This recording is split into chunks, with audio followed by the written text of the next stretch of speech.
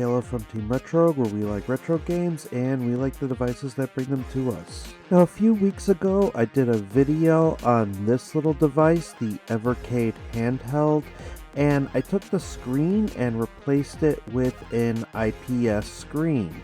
Now, these devices are typically designed to play specific Evercade cartridges and are meant to be for collectors who want a physical way of playing retro games. And there's also a television-based model called the Evercade VS.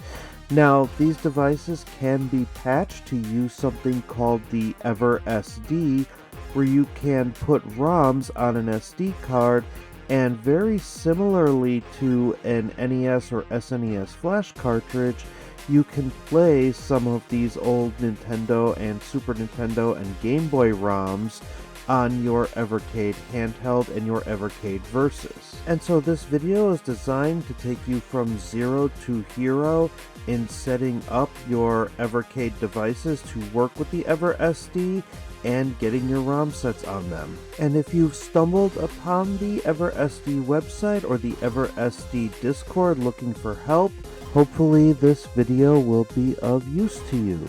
So let's dive in and let's get to work.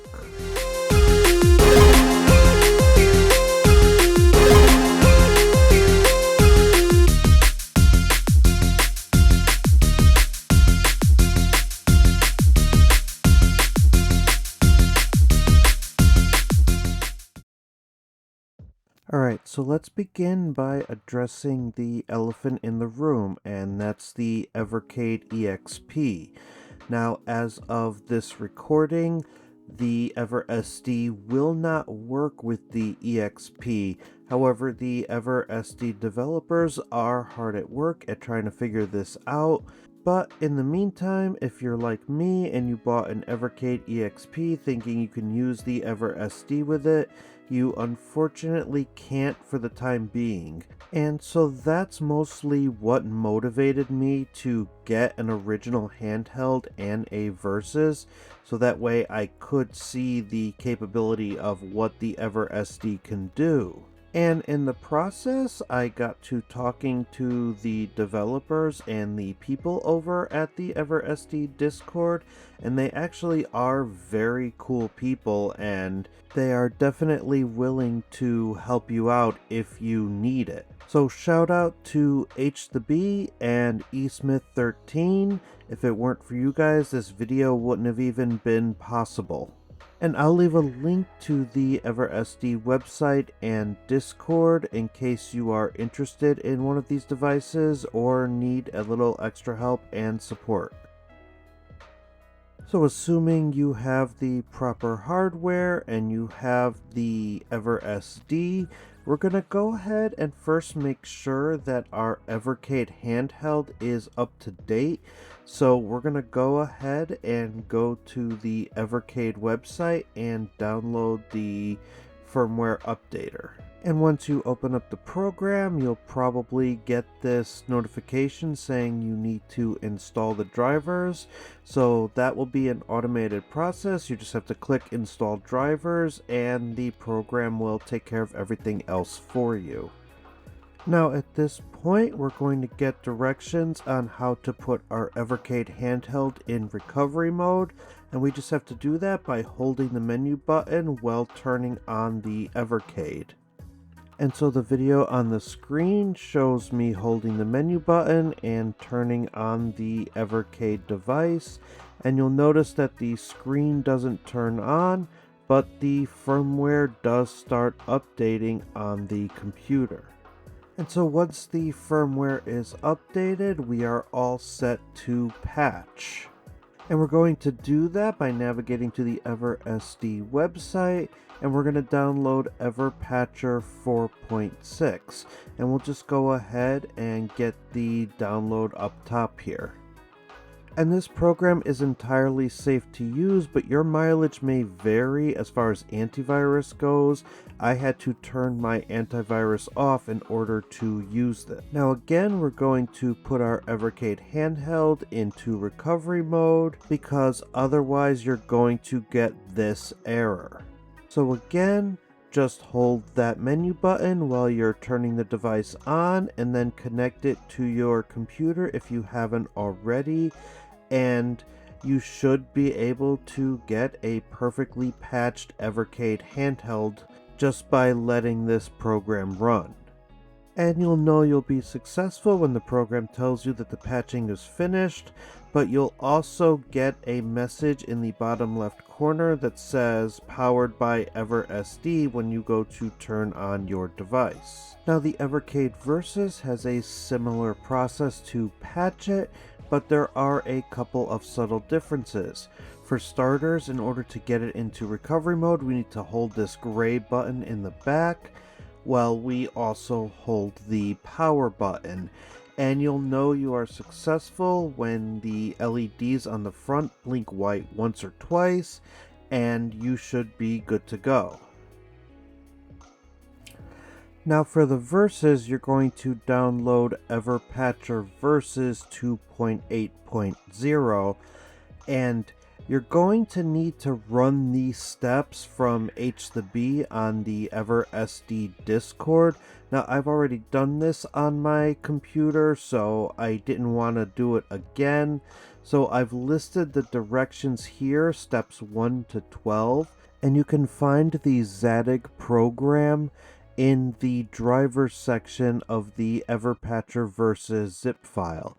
So I'm going to leave these directions up. I suggest you pause the video here, follow the directions 1 to 12, and then once you've done that, you should be able to patch your Evercade Versus. And you'll know you're successful if you go to patch and the patcher runs all the way through without giving you any error messages. So if you get that patching done message, then your Evercade Versus is all set to accept the EverSD. And so now we're ready to download the Everloader program 2.3.0. This is basically how we are going to get ROMs onto an SD card that we could then put into the EverSD to use on the Evercade devices that we just patched. And so clicking the link will take us to the GitHub page where we can go ahead and download the zip file. And then once we've extracted the zip file, we'll end up with the exe program. And this is what it's going to look like. So now we're ready to get a micro SD card and connect it to the computer. And once we do that, we can use GUI format to format the SD card in FAT32, which is the format we're going to need for Everloader. Now let's go ahead and select micro SD, and we can select that FAT32 formatted SD card, and it's time to add some ROMs. Before we do that, we're going to go change the cartridge name. You could change this to whatever you want, but I'm going to be doing an NES Classic Collection, so I'm going to be picking ROMs that appear on the NES Classic. Now, unfortunately, I can't tell you where to get ROM files, but if you're watching this video, hopefully you already have a collection ready to go. But one thing I would advise you do is keep your initial collection small, because if you actually load up over 100 ROMs onto the EverSD, you could run into some performance issues. But there is a way to mitigate that I'm going to show you later in this video. But for now, let's take a look at what other features we have on the Everloader program. And let's start by going to the right here to the scrape option. And from there, we can see that the game title is already filled out. We just have to go ahead and click search. and we'll get scraped information with box art all set to go, and we'll even get a banner. And then we can go ahead and we can also click our emulator settings from here. You can do external RetroArch cores, but for these NES games, we're just going to stick to internal. And then under button mapping, you can actually type in what each game's controls are. Now this isn't going to actually map anything to any buttons. This is all metadata for the Evercade front end. Just keep in mind when you are filling this information out that this is an Xbox style controller, but for NES things are going to be a little different. So you're going to map the A button to the B button and the B button to the A button, and everything else should be pretty much okay. Now, in order for me to get the metadata for these controls, I did end up looking those up, and that was a pretty cool process because I actually ended up looking through scans of old NES game manuals, and it was kind of nostalgic. However, I do also admit that this step was kind of tedious, and I only did this with a 30 game ROM collection. Imagine if you were doing this with a much larger collection, it would take you quite a bit of time, so that is something you need to keep in mind when using this program. But once we have our metadata the way we want it, we can check every game that we want to add to the EverSD, and then we can synchronize the ROMs with the SD card. And it'll take a couple of minutes for the games to sync, but then all we have to do is take the SD card out of our computer and put it right into the EverSD. And so now let's take a look at what happens when you plug the EverSD into the Evercade Handheld. And as you can see, because everything is patched, all of our NES ROMs that we ran through Everloader are here and ready to go. And if you click on one, you will get the metadata, including the controls that we put in. And so now let's go ahead and jump into some game testing and see how everything works. And let's start off with Super Mario Bros. 3, and I'm going to let this play for a few seconds just so you can get a feel for how the EverSD is handling the emulation through the internal emulator.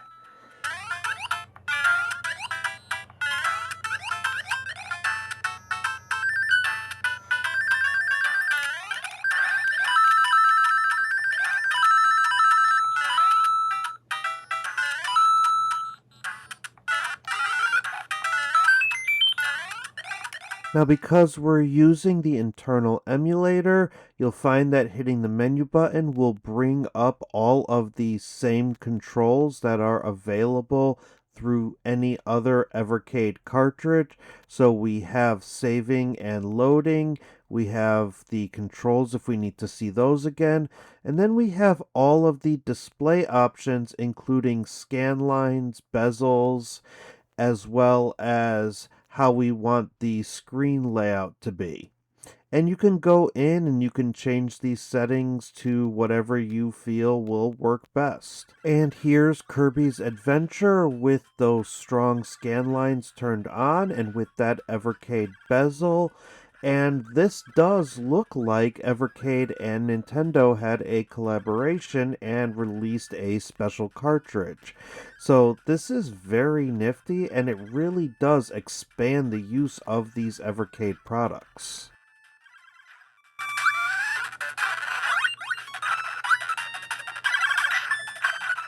Now let's go back into Everloader to play around with some of the other features that this program allows us to do. And let's start by creating a new folder on the micro SD. So what I'm going to do is I'm going to name this folder Bonus Games, and these folders do require an image. So On the EverSD Discord, there's a couple of different options.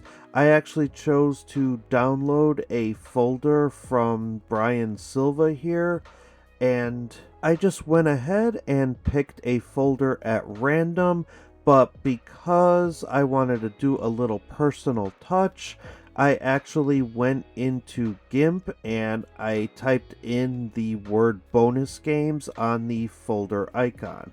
However, you don't need to get that fancy. You can pick a generic folder icon and be okay with it. And then I just went ahead and selected the exported PNG as my icon, and it created a folder called bonus games. And then I'm able to actually go into microSD and select that bonus games folder. And so if you have large ROM libraries and you don't want the EverSD to get bogged down, putting your games into folders is going to help mitigate that problem. So I'm just going to go ahead and add 6 bonus games here, but instead of using the internal emulator, I'm actually going to switch to RetroArch cores. And then same as before, as long as we have that bonus games folder selected, we can go ahead and we can synchronize our selected ROMs with the microSD once we are satisfied with how the metadata looks. And then we're going to head back to the EverSD site, and we're going to download RetroArch for the EverSD. And then we can go ahead and transfer those files right to the root of the SD card that we are using for the EverSD.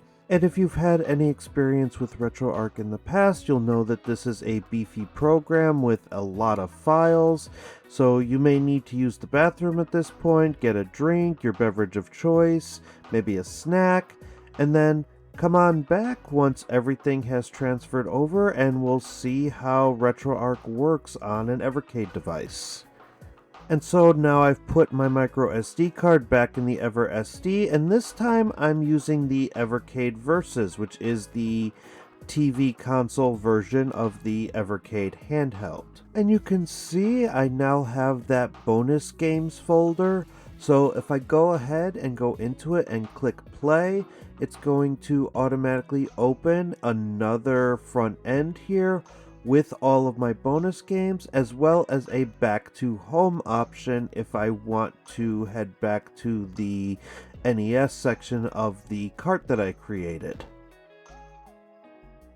So let's do some testing on the RetroArch end here, and you can see with Kirby's Dream Land 2, because we're using the MGBA core, we have full Super Game Boy colorization, and we could even use the borders if we want.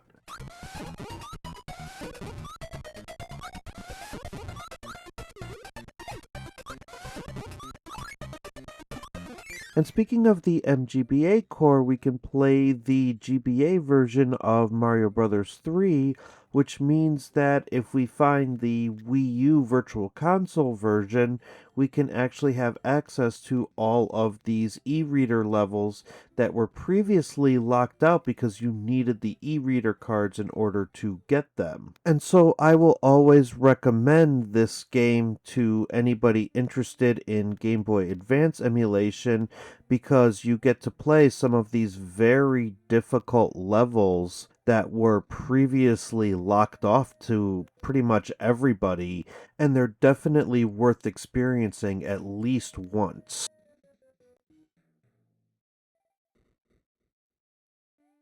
Using the Gambate core, you have access to the special colorization options that are in the Emulator core.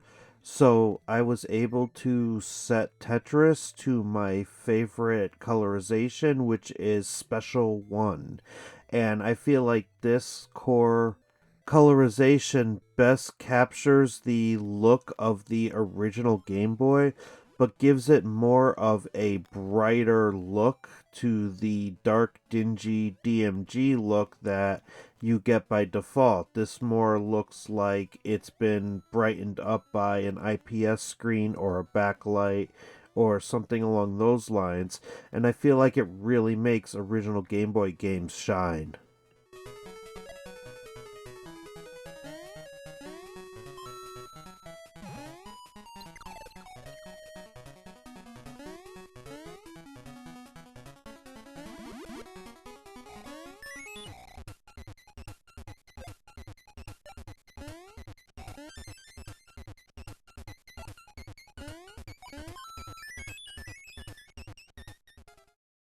Now, in order to get into the RetroArch menu, you actually have to hold Menu and Start, and you'll find that you have access to pretty much all of the same options that you would have in any other build of RetroArch.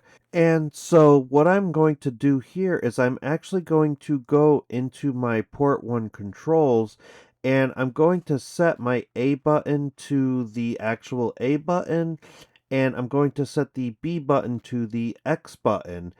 And by doing that, I'll have a little bit more control. And then you can also go in and you can set up your hotkeys. So my hotkey enable is the actual menu button on the Evercade controller. And I kept most of the hotkeys the same. The only difference is I wanted the menu to be the Y button as opposed to the start button, just because that's what I'm used to. But you can go in and change your RetroArch settings at will. And so now let's wrap up this video with who is this actually for? Who is interested in buying an EverSD? And I would have to say that that goes to current Evercade owners. If you got involved in the ecosystem early and you have a bunch of Evercade cartridges and you just want to expand use out of your device, then an EverSD is definitely the way to go. Also, if you don't have an Evercade device but you are interested in getting involved, as long as you get one of the older devices, an EverSD will definitely serve you well. This is also good for tinkerers and collectors, just mostly because the original Evercade Handheld is starting to get harder to find with the release of the Evercade EXP. But if you wanted to get one and do an IPS mod on it like I did, then this may appeal to you. Or if you want to get your hands on a device that is starting to get to be out of stock, then this is also something to consider as well. Also, the Evercade does offer a pretty good solution as far as handheld versus TV. If you get both an Evercade Handheld and an Evercade Versus, they all take the same cartridges and they all take the EverSD. And finally, if you are a crazy retro handheld collector like me, and you are part of the Retro Handhelds Discord, and you go out of your way to import devices from China like Chicken McNuggets that play Tetris, then this also may be something to consider. But I find it hard to believe that anybody would be that crazy, right? But let me know what you think in the comments below. Did you invest in the Evercade system early? Do you have a collection of cartridges? Do you have an EverSD? Or are you interested in getting involved in the Evercade community? And please feel free to continue the conversation in the Retro Handheld and the Steam Machine Discord communities. That's usually where I hang out in between videos, but you can also find me on the EverSD Discord. And if you find yourself with an EverSD or needing to use Everpatcher and you need help and support, the people over there will happily lend you a helping hand. But that'll do it for this video. Thank you so much for watching, and if this video was helpful to you in any way, please be sure to like and subscribe. Until next time, bye for now, and don't stop believing.